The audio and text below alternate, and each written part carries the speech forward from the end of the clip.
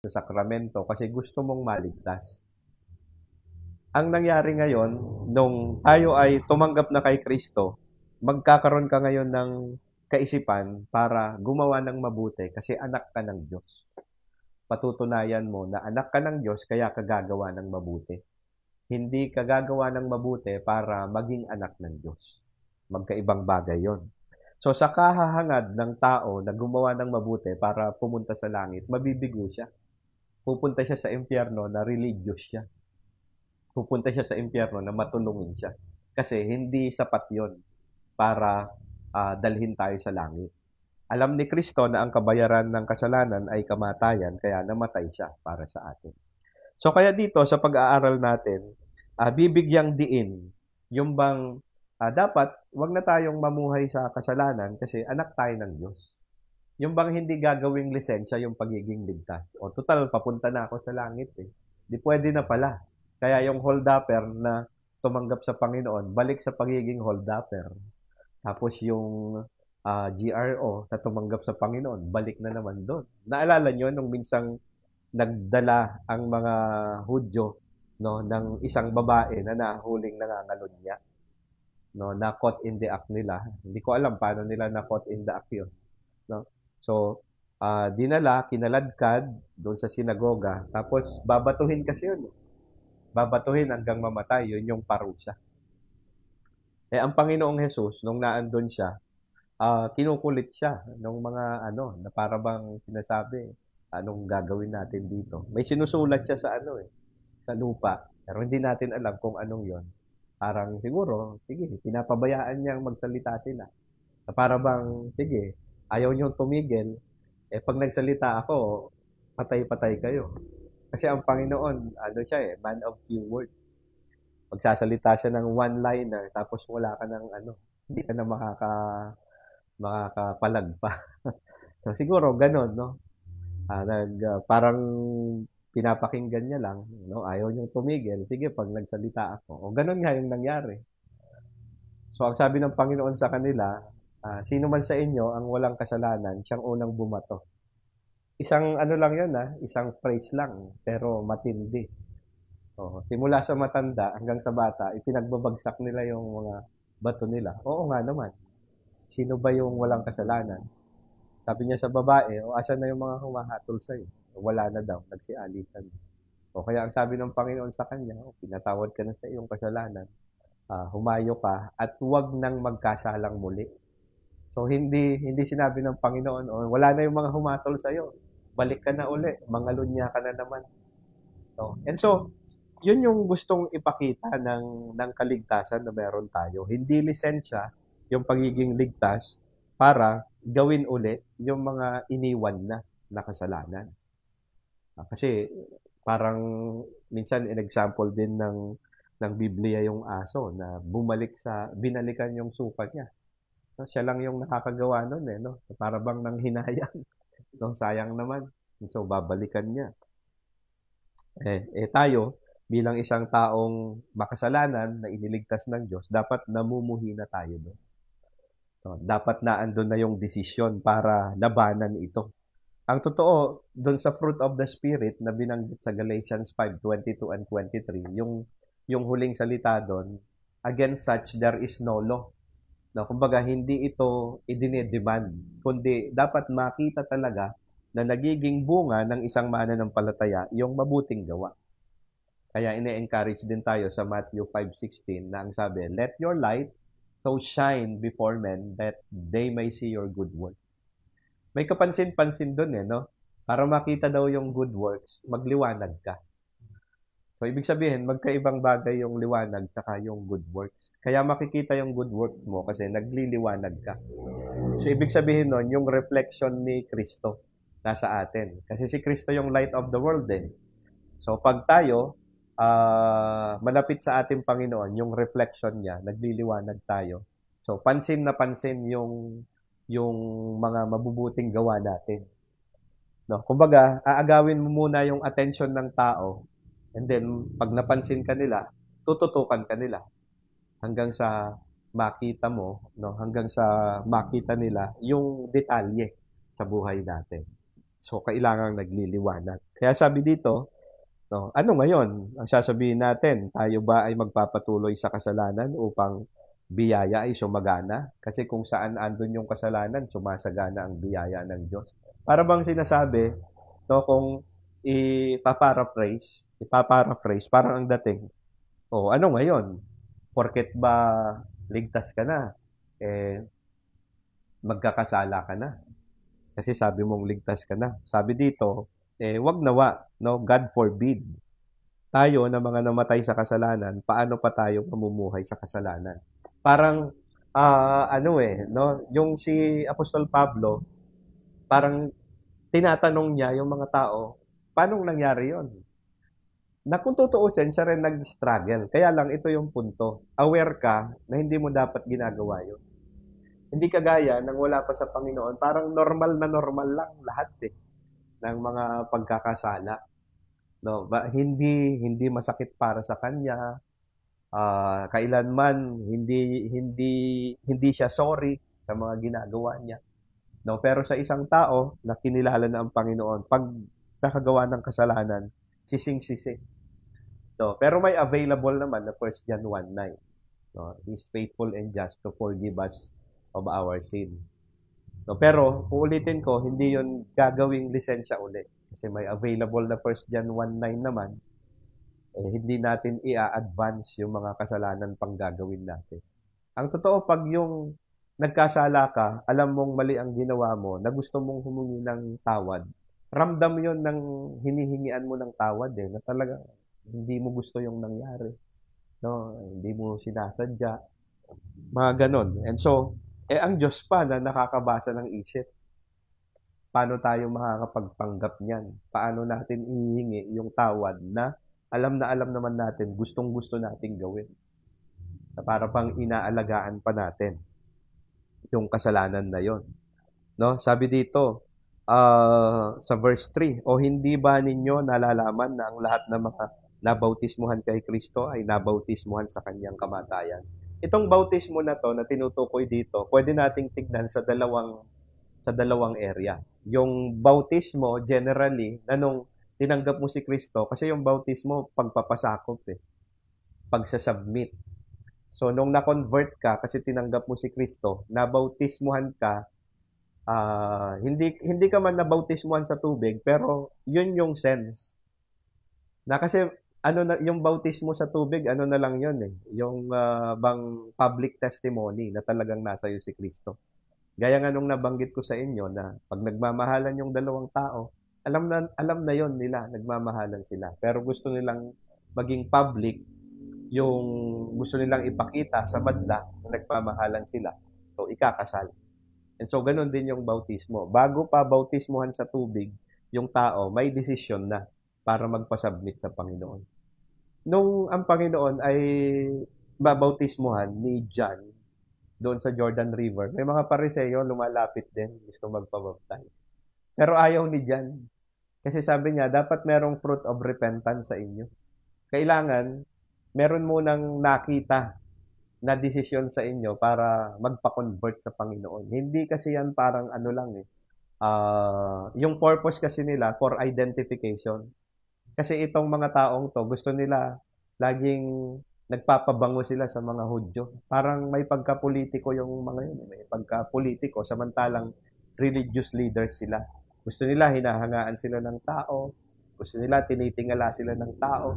And so, since na nagpabautismo, yung mga Hudyo, sila rin gusto magpabaptize para ipakita sa mga tao na pro kami dyan, na kasama nyo kami dyan, kasi gusto nga nila na mabango ang kanilang mga pangalan. Pero si John the Baptist, since na siya ay mangangaral ng Diyos, meron siyang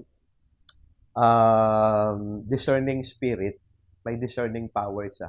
Nadidiscern niya na yung mga Pariseo mapagpanggap. Kung mapapansin nyo sa Bible, patay-patay lagi itong mga to.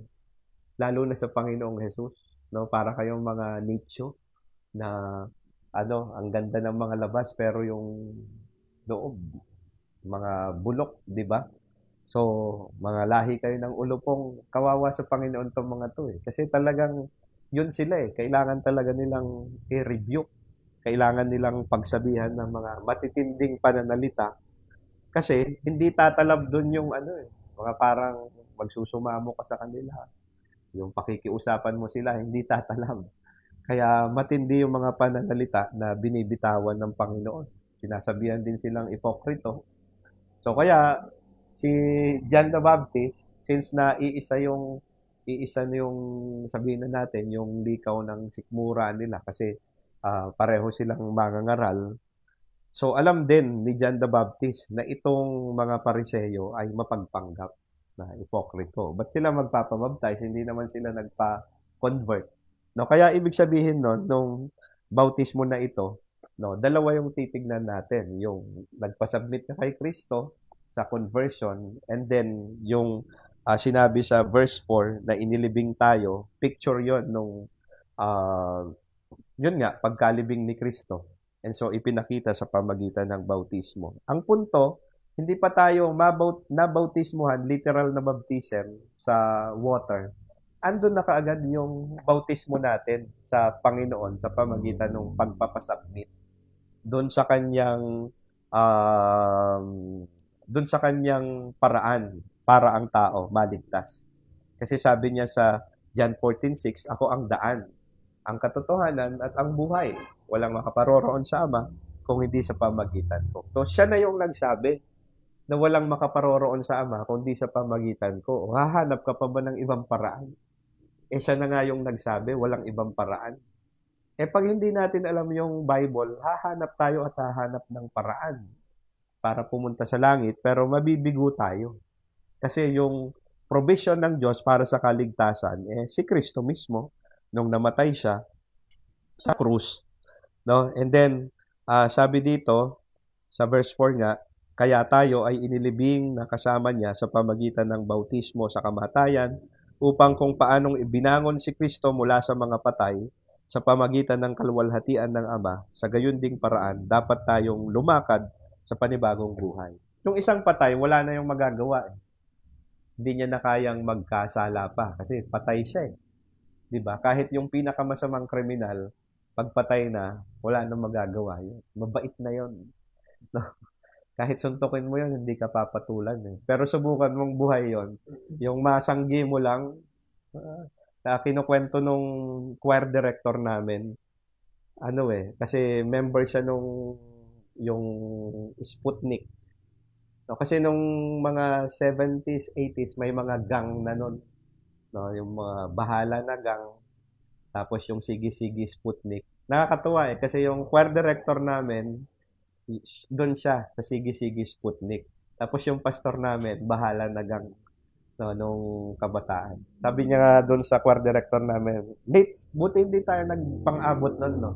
Kasi rivalry doon eh, sa dalawang grupo na yon. Eh, kinukwento ni no, yung choir director namin, papayat-payat yun na. Pero pag halimbawa sumakay siya sa jeep na parang nasiksik siya, sinisiko niya daw talaga eh. Yung wala siyang pakialam kung malaki o ano. Basta yun yung kaisipan niya, matapang siya. Unang-una, pag payat ka, pag nangsiko ka, matutusok yun. Yung Lito pa naman yung pangalan. Niloloko siya nung anak niya. No. Di unang tatawagin yung mama niya, sabi, Mama Julie.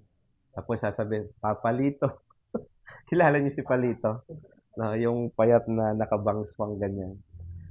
Kaya parang ang dating tuloy Palito eh.